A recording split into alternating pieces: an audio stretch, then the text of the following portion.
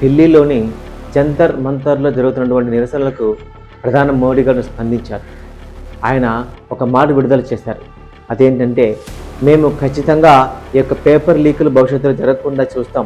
ఇక మీదట ఇలాంటి పేపర్ లీకులు జరగకుండా ఖచ్చితంగా ప్రభుత్వం వాటికి చర్యలు తీసుకుంటుంది. ఖచ్చితంగా ప్రభుత్వం వీటిని పేపర్ లీక్స్ అనేవి చాలా చిన్న విషయం కాదు, చాలా పెద్ద విషయం.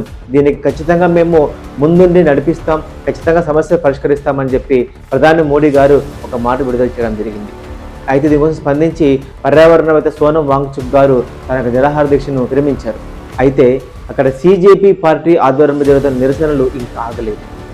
అక్కడ యువత ఇంకా సాటిస్ఫై అవ్వలేదు. సో వారి డిమాండ్లు ఏంటంటే, ఖచ్చితంగా విద్యాశాఖ మంత్రి ధర్మేంద్ర ప్రధాన్ గారు రాజీనామా చేయాలి.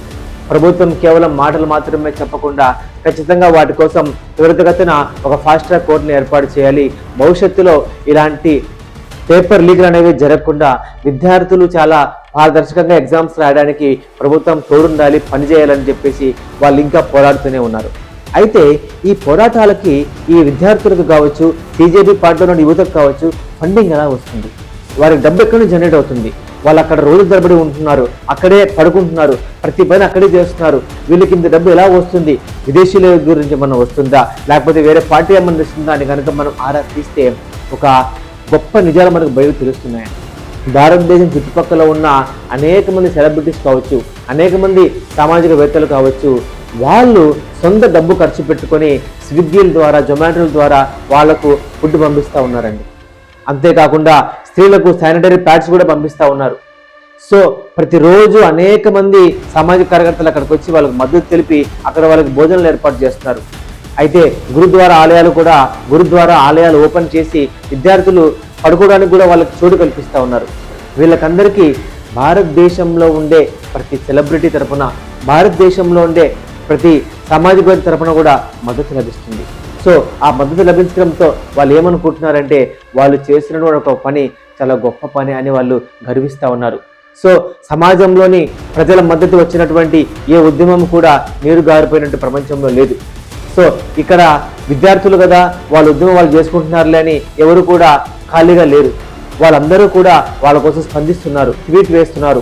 వాళ్ళ కోసం తమ సొంత డబ్బుతో స్విగ్గీల ద్వారా, జొమాటోల ద్వారా, సోషల్ యాప్స్ ద్వారా వాళ్ళకి కావాల్సిన ప్రతిదాన్ని, వాళ్ళకి ఫుడ్, టీ, స్నాక్స్, ప్రతిదీ కూడా నిత్యావసర చిన్న చిన్న ట్యాబ్లెట్స్, చిన్న చిన్న మందులు కూడా వాళ్ళకి అక్కడ ప్రొవైడ్ చేయడం జరుగుతుంది. సో వీటన్నింటిని బట్టి ఏం జరుగుతుందంటే, భారతదేశంలో ఒక నూతన ఉద్యమం రగిలింది. భారతదేశంలో ప్రతి ఒక్కరు కూడా స్పందిస్తూ ఉన్నారు. దేశంలో విద్యార్థులకు కష్టం వస్తే మేమంతా ఉంటామని చెప్పేసి భారతదేశంలోనే చాలామంది సంఘీభావం తెలుపుతూ ఉన్నారు. సినిమా యాక్టర్స్ కావచ్చు, ఆ పొలిటీషియన్స్ కావచ్చు, సామాజిక కార్యకర్తలు కావచ్చు, వీళ్ళందరూ కూడా వాళ్ళ సొంత డబ్బుతో వీళ్ళకి ఫండింగ్ ఇస్తూ ఉన్నారు. చివరికి కాక్రోజ్ జనతా పార్టీ ఏం చెప్పిందంటే, ఇక వద్దు, మాకు చాలా ఎక్కువగానే అందుతున్నాయి, ఇక మీరు పంపించకండి ప్రేమతో వాళ్ళు తెలియజేశారు. సో ఆల్ కెమిస్ట్ అనే పుస్తకంలో ఒక మాట ఉంటుంది, ఒక మంచి పని కోసం మనం కనుక ముందుకెళ్తే ఈ ప్రపంచమే ప్రకృతి మనకు సహకరిస్తుందని. అదే మాట నిజమైంది. ఈరోజు సిజేపీ పార్టీ యువత సోనం వాంగ్చుక్ గారు తలపెట్టినటువంటి యొక్క నిరసన ప్రజలందరికీ చేరింది, ప్రధాని మోడీకి కూడా చేరింది.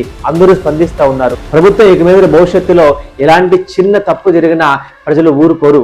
ఎలాంటి చిన్న తప్పు వాళ్ళ మధ్యలో వచ్చినా ప్రజలు స్పందిస్తారన్న విషయం చాలా గట్టిగా వినపడింది.